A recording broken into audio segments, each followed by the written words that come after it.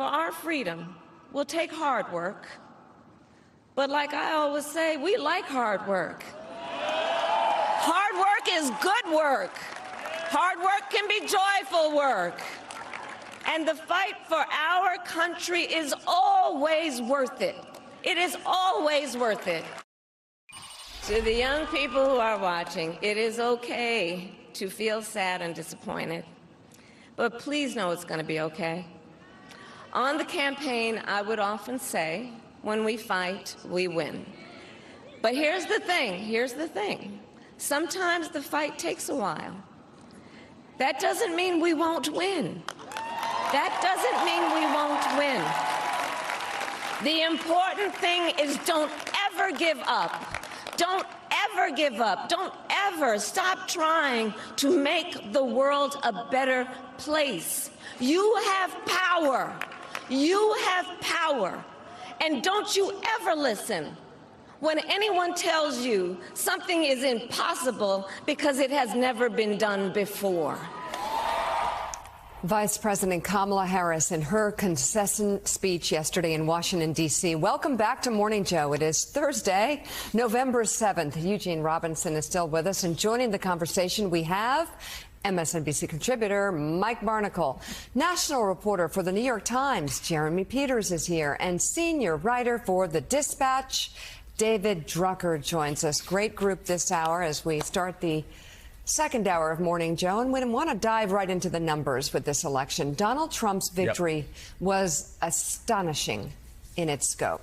He increased his vote share across the U.S., claiming the battleground states of North Carolina, Georgia, Pennsylvania, and Wisconsin, and bolstering his support among almost all social groups. Trump increased his vote share in every state, apart from Utah and Washington. He also garnered the support of a remarkable 1 in 3 voters of color, most likely the best performance of any Republican presidential candidate since George W. Bush in his 2004 re-election effort. Trump picked up a small but significant share of younger voters, black voters, and Hispanic voters, many of whom were feeling down about the economy. Among voters under 30, slightly less than half went for Trump, an improvement from his 2020 performance. And this year, Latino men broke in his direction for the first time. Biden won their support by 23 points back in 2020. Trump won them in 2024. Joe, a lot to unpack here. So much to unpack right here. And again, numbers that Democrats need to be looking at are like the percentage, 32%. Only 32% of Americans identified themselves as Democrats. I can't remember a number that low in my lifetime. It really is a party disconnected from large swaths of working class Americans, middle class Americans. But I want to go back first. Let's go back to Kamala Harris's speech, because we're doing the postmortem right now, and we should do that. We need to figure out exactly what's happening out in the country, why Donald Trump won the way he did, why he picked up in 48 out of 50 states, why he has cobbled together this working class coalition across racial lines and racial barriers we haven't seen a coalition like this in quite some time. I do, though, let's first talk about Kamala Harris's speech. I thought like once again she hit all the marks. I thought it was a strong speech. Obviously you see politicians, candidates that give these speeches in what have to be the most difficult of times, and she gave this speech. Yes, she conceded.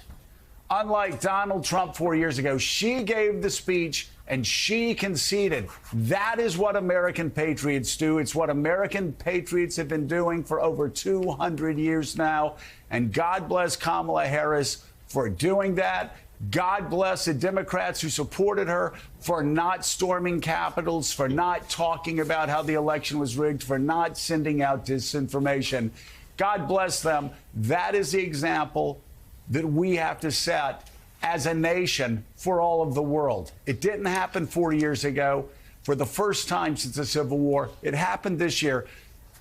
So God bless Kamala Harris and the party. That is so important. Go ahead. If I could add, you know, she will. We do need to talk about how abortion laws were voted for and against in different states, and the fight for abortion rights, for health care rights, will continue. She made it very clear the fight on many levels would continue. The fight for democracy would continue. The fight for freedom would continue. It was a very strong speech. It wasn't sort of a goodbye. I didn't see that at all. And it reminded me a lot of what she said to me on stage in San Francisco at a Know Your Value event that she was the keynote for, where she talked about being a first. And she was talking about running for president back then. And she predicted exactly what this experience would be. Now, she's already a first in being the first woman of color to serve as vice president of the United States. But then again, running for president again, she talked back then about how ugly it would get, about how painful it would be. And this is part of it. Losing is painful, especially when it seems like our lives are on the line. It is painful.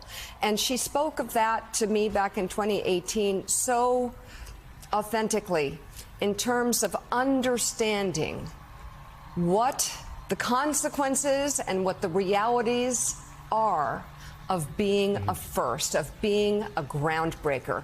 It hurts. Right. And she's not going anywhere, Joe.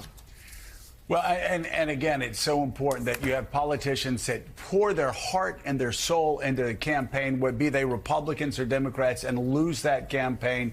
And it's got to be so difficult for her. Mike Barnicle, when she talked about the fight going on, it reminded me of Ted Kennedy's famous momentous speech in 1980 that we Red Sox fans have painted on our hearts, printed on our hearts every fall. And of course, it's where Kennedy said for me a few hours ago, this campaign came to an end.